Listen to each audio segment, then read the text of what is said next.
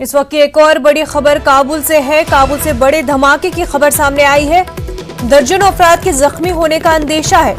फौजी और सरकारी दफातर वाला इलाका निशाना बना है। इस वक्त की एक और बड़ी खबर काबुल से बड़े धमाके की यह खबर है। दर्जनों अफराद के जख्मी होने का अंदेशा लगाया जा रहा है। फौजी और सरकारी दफातर वाला इलाका निशाना बना है। आपको बता दें, काबुल में फौजी और सरकारी दफातर वाला इलाका धमाके का निशाना बना है, जिसमें दर्जनों अफराद के जख्मी होने का अंदेशा लगाया जा रहा है।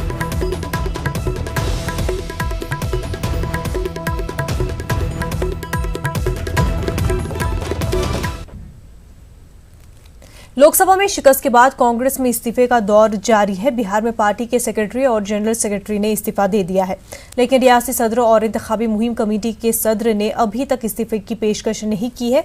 बिहार में कांग्रेसी लीडरों को अब भी इस्तीफे को लेकर राहुल के फरमान का इंतजार है।